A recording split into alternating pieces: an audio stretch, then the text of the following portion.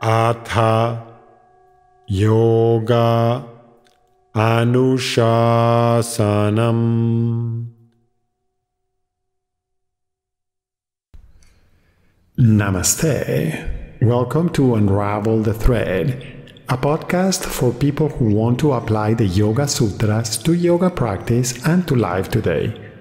Available online at simple-yoga.org, where you can also find dozens of videos for practice, hundreds of articles, videos for chanting, and guided meditations to enrich your practice. I am Ruben Vasquez, your companion on this journey of exploration. I am grateful for your comments and questions. It really makes my day to know that Unravel the Thread is making a difference in your practice and in your life. This podcast presents excerpts from the book Unravel the Thread, the complete guide for living the Yoga Sutras today. It also offers practices inspired by the Yoga Sutras of Patanjali. If you love the podcast and want to support my work as an independent content creator, on the simple-yoga.org website you can easily donate to keep the podcast going. Let's continue our exploration today with Are You a Follower?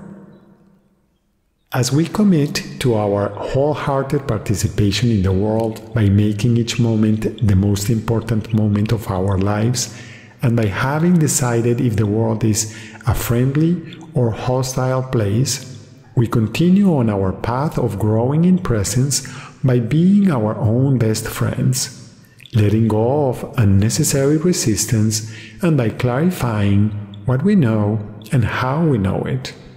Hopefully, it is clear that in order to grow, we will go through feeling tolerable discomfort that confirms that we're moving beyond the limits of our understanding. We need to make sure that what we are learning contributes to enhancing the quality of our life. How do we test this? What we learn helps us improve the quality of our participation in every moment and every interaction. Of course, even more simply, whatever we are learning passes the test of common sense. Precisely because all meaningful learning will cause us tolerable discomfort, it is helpful to have well-intentioned and trustworthy guidance in our learning process. Part of the learning process involves recognizing if the teacher is trustworthy and well-intentioned. The other part is testing the teaching to ensure that it is applicable and useful for us at the time. As we reflect on useful guidance, it is helpful to consider that every person invested in a particular position is interested in persuading others to adopt their perspective. There are numerous persuasion tactics, the most effective tailored to the target audience. This is nothing new. What may be different nowadays is the speed of communication, the amount of data gathered about each person in the target audience, and the volume of communications that can be generated.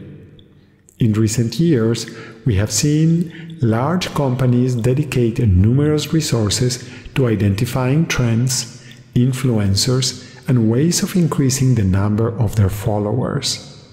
Unfortunately, history shows that in many realms of society, some people with power and influence use their power and influence to manipulate others in order to increase their influence and wealth.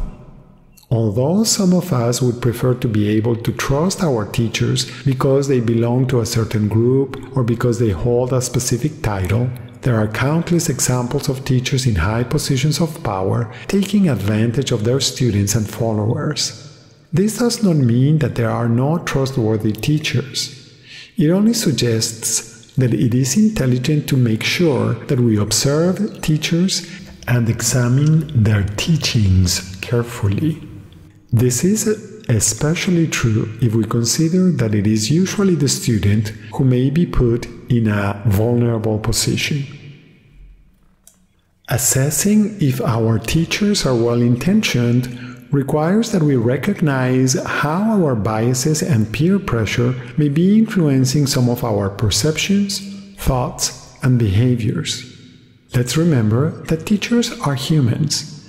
They are also in a process of expanding their awareness. Maybe they are judicious in their own process of learning and growth.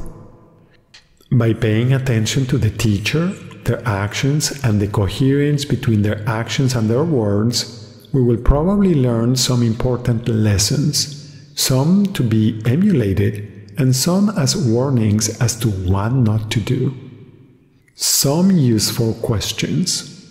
Is my teacher a living example of what they profess? What specific actions show me that my teacher is trustworthy?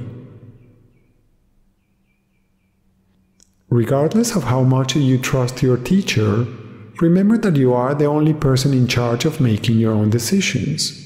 First, because you, especially if you have been uncovering your areas of weakness and unconscious tendencies, you are an expert on you and your life. Second, you are the most invested in your well-being. And third, because you will live with the consequences of your choices. The importance of establishing meaningful connections to others, including with our teachers, is undeniable. I invite you to consider if it may be more intelligent to follow the teachings rather than to follow a teacher. Making this choice empowers you to be in charge of your own process of learning and growth, and it gives you the responsibility of testing the teachings you receive. Then you can make a conscious decision to adopt the teachings for as long as they enhance the quality of your life and of your ways of interacting with others and participating in the world. As usual, it is completely up to you. Would you rather follow a teacher or a teaching?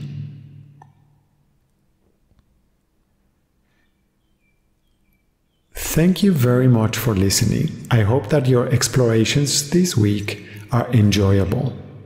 We are taking a pause for a few weeks and then we will resume the podcast soon.